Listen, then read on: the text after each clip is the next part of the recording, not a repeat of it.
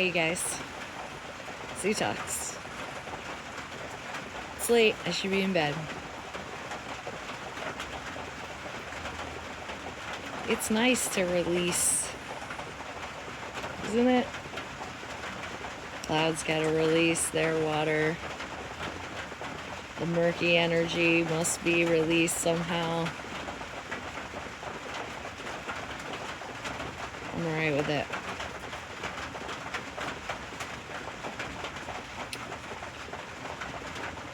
I don't want to come on here and shit all over people.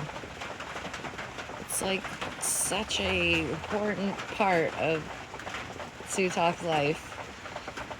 Like, of course, things feel bad and it's great to pop off on things. But I need to circle back. Being mad is easy. That's the easy shit. That's ego. That's your body being like, meh. My blood pressure is up. I am feeling palpitations. I am having a stress response. I'm gonna fight for my lizard brain. But once you notice it, it's cute. It's cute. I don't know. I feel like at any time I'm like at this moment where I'm like, oh, you're doing that thing where you know, are reacting instead of responding. And you cannot just hold it in your brain mind space. That shit'll give you headaches. That you're gonna shit your pants. You know, you cannot bottle it up. You're gonna kill somebody.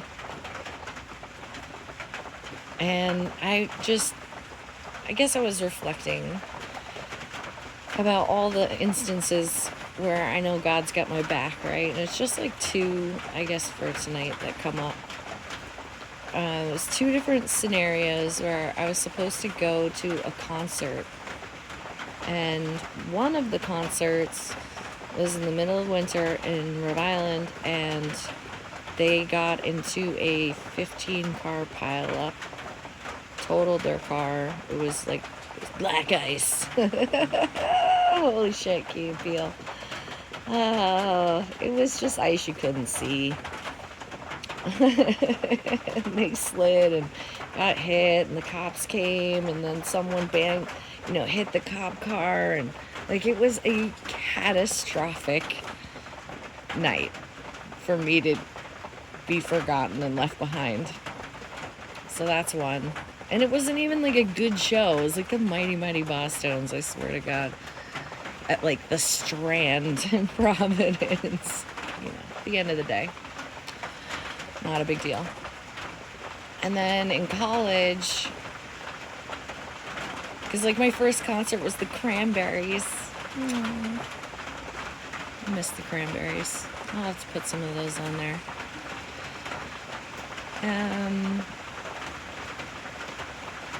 So the next one was it was in college. My friends were going in from New London to Worcester to see Medeski. Medeski Martin Wood, MMW maybe, if you see, I don't know, whatever. They're actually still around. Or I think John Medeski still plays, but Martin and Wood are not. Irregardless.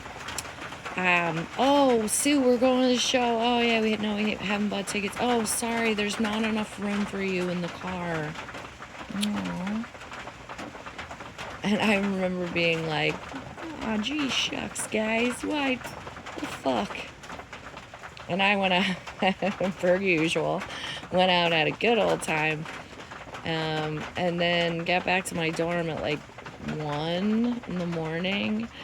And all of my dorm mates were like, someone keeps calling here from the hospital. And I was like, what? Like, they need you to go get them at this hospital. It was like the closest one. So totaled the new car. Could have been so much worse. My buddy got 20 stitches. Oh gosh, your poor face. From like the eyeball back to the back of the scalp, like the top of the car just like came down on her head, and everyone else was fine. It was a fucking miracle. And yeah, it's just like those things. So when I think about impending tasks or road trips or places I'm going to go, etc., and like even this past year, it's like, oh, I get a whim, I'm gonna go do this thing, and like, nope, check engine lights on. Sorry, you're not going anywhere. Stuff like that. Like that shit happens for a reason. Like once, fine. Twice, sure.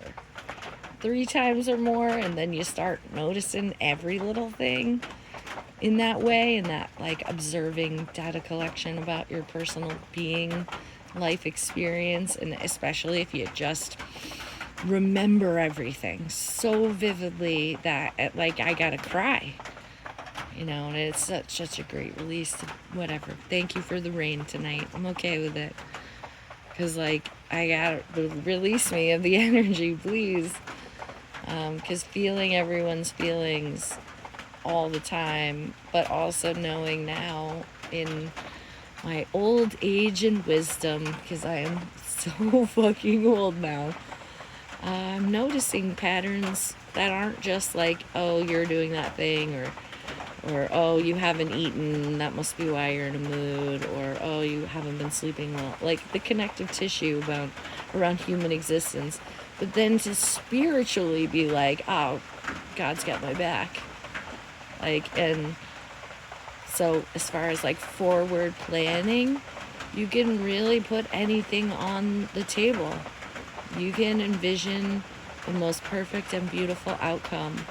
And as long as you know that like your spirit guides and ancestors and your soul are right with the world, and God's got your back, you can go forth in that feeling. And I don't know, I don't think I come off like a Jesus freak. I'm not sitting here like, are you accepting Jesus as your Lord and Savior? I'm saying God is in you right now already.